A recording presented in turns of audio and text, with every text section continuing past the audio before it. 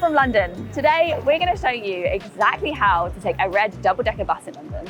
Honestly, these are such a cool and convenient way to get around the city. And we know it can be a bit daunting for tourists visiting the city for the first time, so let's get rid of some of that fear.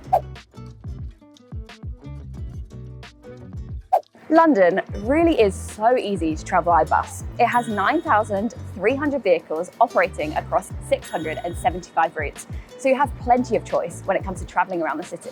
All routes are managed by Transport for London, called TfL, and every bus route has the same systems and fares. As you probably know, London buses are usually red.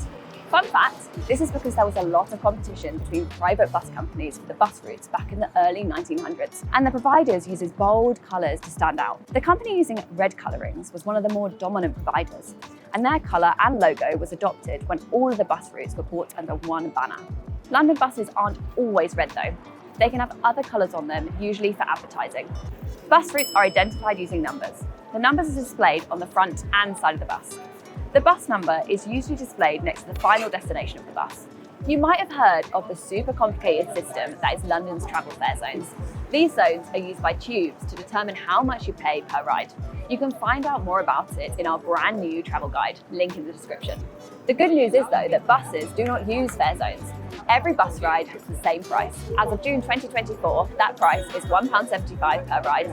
Buses also have a cool feature called hopper fares. With hopper fares, you get unlimited bus journeys within the hour of tapping your payment card on a London bus. You still have to tap in every time you get on a bus, but no further payments will be taken out within the hour of the first payment. This is all done automatically. You don't have to do anything other than always using the same payment method. Buses do contribute towards the daily cap. You can find out more about the daily cap and how it works in our new travel guides, link in the description. All buses are accessible, and it's the cheapest and easiest way to travel around the city as a wheelchair user. Also, if you're a wheelchair user, you get free rides on all London buses. So, how do you actually make a journey? Citymapper and Google Maps are the best apps for calculating how to get from point A to point B, although TfL has their own app called TfL Go. We really recommend that you download Citymapper. If you need accessible options like me, it's 100% the best app to go for. The app will track your location and will recommend the best routes for getting to where you want to go. And you can select bus only, accessible and step-free and other options on it too. For our journey, we're going to go from the south side of Westminster Bridge all the way to Oxford Circus. You can see that there are a bunch of ways that you can make this journey, and some are quicker than others.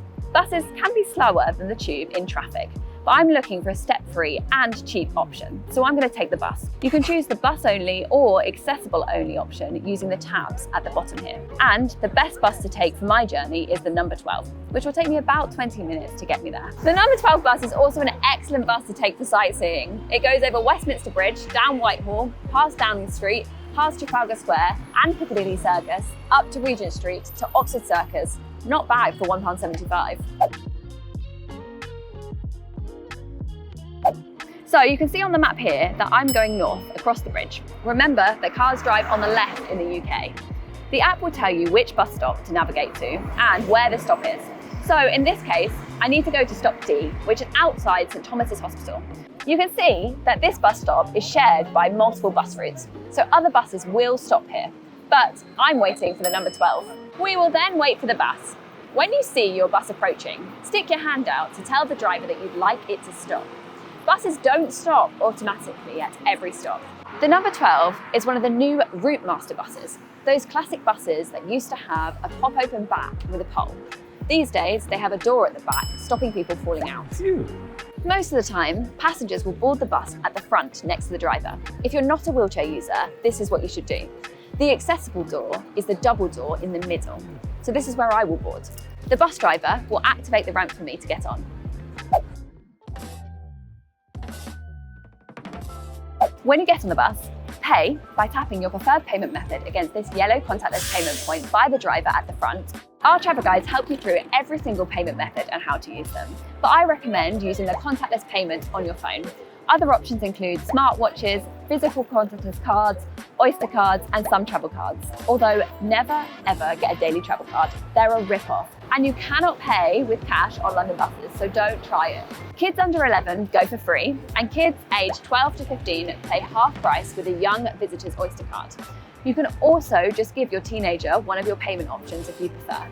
You can use the same card twice if you have a physical card or Apple or Google Pay, since TfL counts them as two separate payment methods. Once you've paid, take a seat. I can park my wheelchair here. This space is shared with stroller users, but wheelchair users do have priority. Only one wheelchair user can ride each bus. Like the Tube, London buses have priority seats marked like this.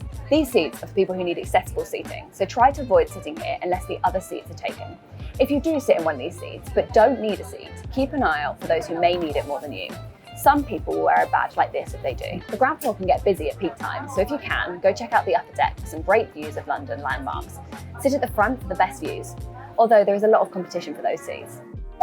If you're watching this video, we bet that you're planning your first trip to London. And lucky for you, we've designed a free guide to help you learn everything first-time visitors need to know before visiting London. You will learn how to get and spend currency, what you need to use London's public transportation system, the best areas to stay, how to plan for London's weather, and much, much more. This guide is designed to take all of the time and stress out of visiting the city for the first time, and it's completely free. Just click on the link in the description for more information on how to access. Right, back to the video. When you're on the bus, you can follow your journey on City Mapper. It will show you exactly where you are on your journey and how many stops are left. You can also see what stop is next using the digital signs like this one. The system should also announce each stop for passengers with limited sight. But if the announcements aren't working, you can ask the driver to tell you when you're at the correct stop. When your stop is the next one, press one of these buttons. You can find them all over the bus, usually on the rails or on the backs of seats. Pressing the button lets the driver know that you want to get off at the next stop. If the digital sign already says bus stopping, you don't need to do this. Remember, buses don't stop automatically at every stop, so remember to do this. When you press the button, you'll hear a ding. That means that the driver is stopping at the next stop. If you're a wheelchair user, when you press the button, you'll hear a ding and a siren. That means that the ramp's going to be activated for you. Once the bus has stopped, make your way to the exit in the middle of the bus. Try to not get off at the front, as this will annoy people trying to get on. If you're on the top deck, you'll need to move fairly quickly to get down the stairs and out of the bus before the driver closes the doors.